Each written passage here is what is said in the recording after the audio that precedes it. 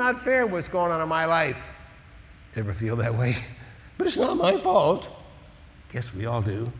I'm just the victim of circumstances beyond my. Shoemaker said, you want to know your biggest problem? I said, you mean I have problems bigger than the ones I can see? He said, sounds like you're suffering from a fairly common prison disease. A lot of guys get it.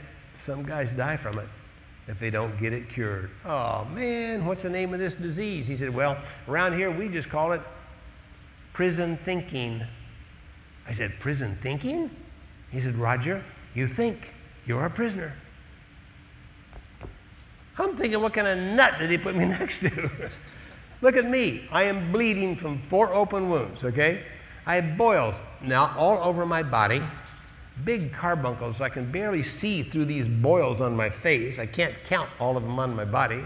I'm down to 115 pounds. My sole possession in life is a rag I have knotted around my waist to hide my nudity. Clearly, I'm rotting away in a communist prison camp, and now, to add insult to injury, they put me next to a positive thinker.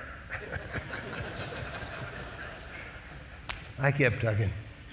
Okay, tell me about this prison thinking stuff. He said, don't you see? Don't you see?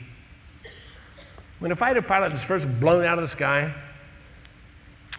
or a seed salesman is rejected one more time, or a mother deals with an unruly child, or any of us go through those challenges in life, what's the first emotion? Oh, God, why me? What could be worse than this? This is so terrible. The best this can ever be is a period of time I can forget. But hey, it's not my fault, man. I didn't start this war. I don't control the enemy. I didn't buy that airplane. Clearly, I'm the victim. Shoemaker said, oh, there's your problem. I said, okay, what's that?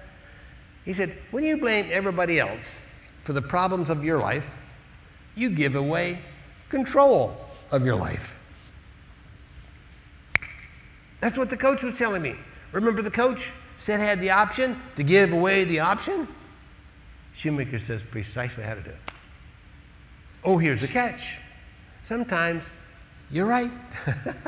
Sometimes it is the weather, okay? Sometimes it is the customer, okay? Sometimes it is the spouse, okay? Sometimes it is the government. Sometimes you're right. Next question, what do you get for being right when you're giving away control of your life? Shoemaker said, then the next part is you're going to shower yourself with pity. Get a big bushel, okay? Because you're going to need a lot. And waller in it and go into the woe is me mode of life. Poor Mama Plums, little boy Charlie, a long way from home in a communist prison camp. Woe is me. He said, then the final stage of prison thinking is you jump up on the soapbox and you play the role. You read the script. It's a play and you're the star. Says prisoner of war at the top. Okay? The world knows what a prisoner of war is supposed to look like, right? So, get dirty, ugly, bearded, ragged, skinny, cuss a lot, crawl over in the corner, wave your fist, damn your God, atrophy, die if you can, because that's the definition of a prisoner of war. He said, tell you this, you play that role, the prisoner of war role, shower yourself with pity, deny that you have any control of your destiny, blame everybody else for your problem, and you, my friend, will go home in a box.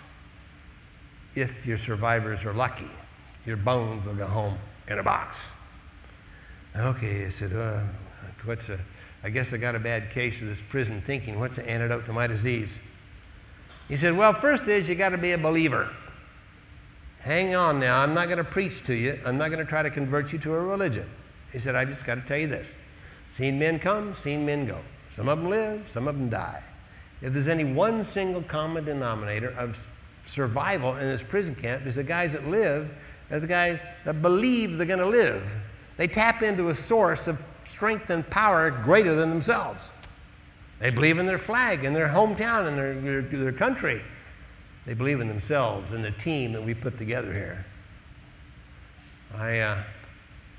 He said, next thing you're going to need is integrity. We're walking our talk here. We're honest with each other and with ourselves. We're in a tough spot, okay? But we're sure that we can make it out of this tough spot and be better than when we came in here.